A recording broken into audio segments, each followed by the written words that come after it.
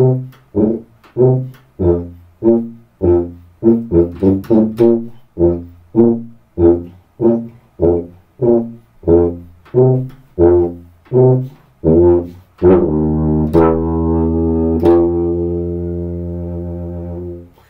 we got a show for you? Coming at you live from the bunker down in Cambodia. It's Mr. Vassal's Garage Band, and we are up to our hindquarters in brass now with the biggest instrument in the entire band. Also happens to be the instrument that I play, so this is my personal precious. Some people actually call it my tuba wife. She's a great kisser, let me tell you. This is Alana the tuba. She is born and raised in St. Petersburg, Russia, and she's a little bit different than most tubas. You'll notice that she's got this nice, pretty silver finish on her. That's actually silver nickel, and she's also great because she's got rotary French horn style valves instead of pistons. Most tubas don't have that. But for today, we're going to chat about what makes the tuba and why she's one of the hottest young ladies in the band today. Now, first off, we got to talk about the mouthpiece. So I'm going to set Alana down here and just pull the mouthpiece out. And you can see this baby's huge, right? And you could use that in the closet as a murder weapon for Clue or something like that. And just by comparison, we'll stack up. Here is the trumpet mouthpiece. Yeah, you can like eat that for lunch, right? And here is the baritone trombone mouthpiece. Yeah, see, even a little closer, but still, yeah, reigns supreme, like the deadly weapon right here. All right, so we're going to put this back up into the tuba, and you can see that, like the baritone, mostly a conical brass instrument, which means it's going to have that slightly more mellow sound to it. You can see that actually the lead pipe starts right about as thin, almost the bore size. It's almost as thin or narrow as a baritone lead pipe, but then expands pretty long and big out into this instrument. Now, the quarter system of tubas is actually a really, really cool thing to get involved in which case we talk about a three-quarter system, or three-quarter tuba, which is more like what most junior hires would use. We have quite a few three-quarter tubas at the middle school. There's what Alana is here, which is a four-quarter tuba, and then there is what the great Gene Pokorny uses at the Chicago Symphony Orchestra, a big old five-quarter instrument that you might as well just be playing like a giant chunk of pipe, which is what a tuba is. Remember, all brass instruments are, if you unroll them, they're just big chunks of pipe. Now, if you were to unroll a tuba, it would be twice as long as a baritone, or twice as long as a trombone, which means it's 4 times as long as a trumpet. This is an 18-foot chunk of pipe, right? That's a long, long, long chunk of tubing. And so there's a lot of air to fill up here. So as far as the pressure and output goes, if we start with super, super, super high pressure for a trumpet, super, super low output for the amount of air that a trumpet goes, gets a little bit closer together with a French horn. With trombone, baritone, we sing the other way so that our output is now the big cause of concern. We're now moving a little bit more air, then we're worried about pressure. Well, tuba is the exact opposite, right? Super, super, super gobs amount of air and output, super relaxed lips, lots, low resistance, low pressure. Feels like you're just blowing through a big old straw. So let's take a look at the mouthpiece one more time. You're going to notice the buzz is quite a bit lower. And you can't even like see my face anymore. Part of the reason why I saved tuba for last was that I knew I was going to be getting rid of the beard, and when you put that all the way over your mouth, by golly, if I had a beard there, I'd be in deep, deep trouble. All right, so there we go. Get a good little buzz going. If you joined us live, couple minutes ago we had the trombone on. Our lips should still be plenty warm from that. All right, I'm gonna play a little bit more of the tuba for you.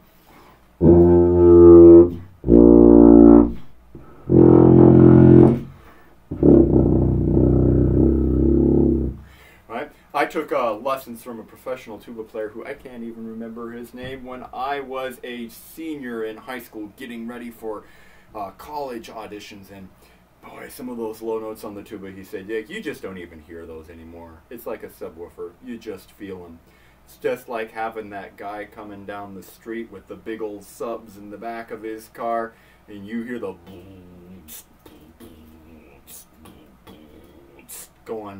coming from a mile away, and your kitchen starts to rattle.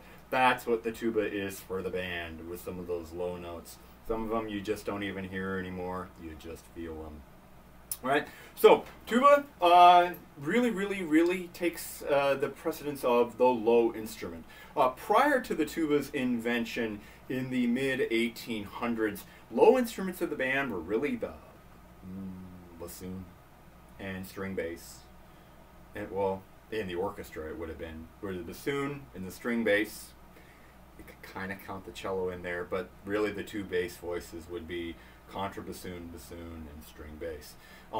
With the advent of what was called the Ophicleide for the Symphonie Fantastique, there were this new classification of instruments, this new class of instruments that came about for super low pitches and became kind of fashionable by the time of Wagner and into the late 1800s.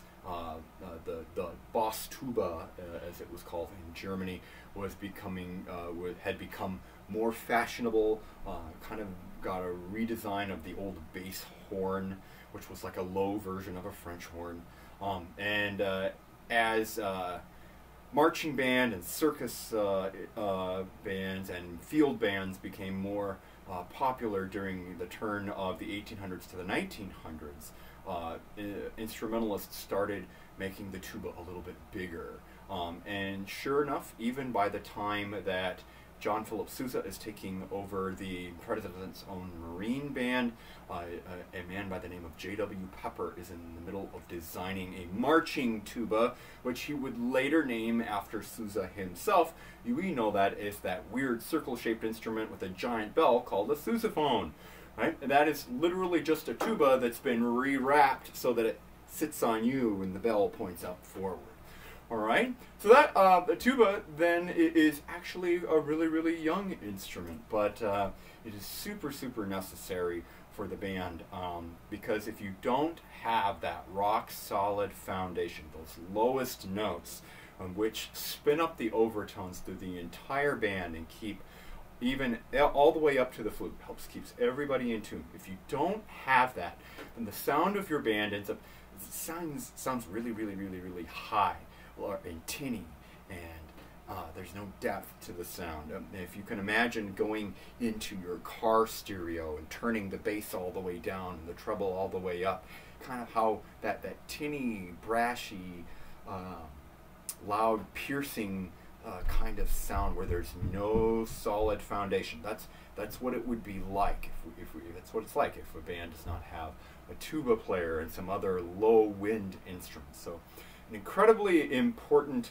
instrument to have in the band, and we hope that that some of you consider taking a look at this big instrument. Now, here's another thing about this. Now, I because I was on scholarship to play tuba for Concordia University, Chicago. Once when I started going to school, it was called Concordia University River Forest.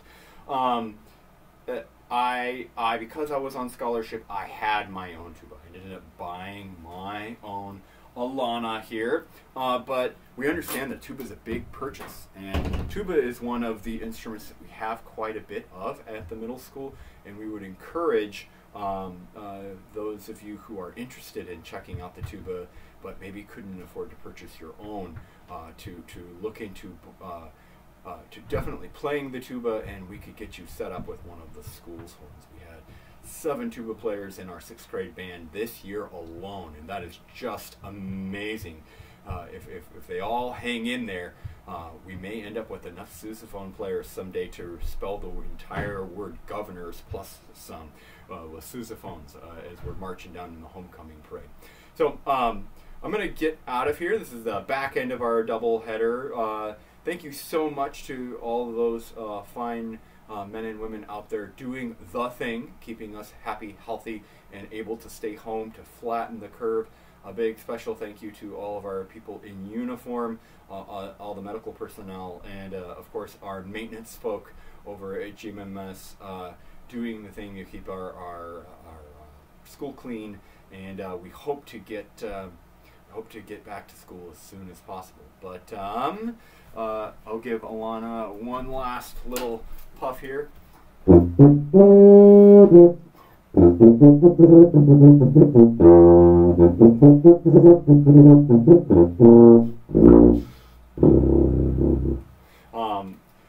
We'll have one more Mr. V's Garage Band episode for you tomorrow. It's the one that I've heard so many people are out there waiting for. We're going to rearrange the back end over here so we can fit our snare drum and a set of our little portable xylophone up here. We will come at you with the percussion instruments, so be ready for that tomorrow afternoon sometime. But until then, my friends, as I've been saying the entire time, keep your head up out of the mud, and as my good friend Jonathan Fisk would say, our future's so bright. No, just kidding. He would say, rock on.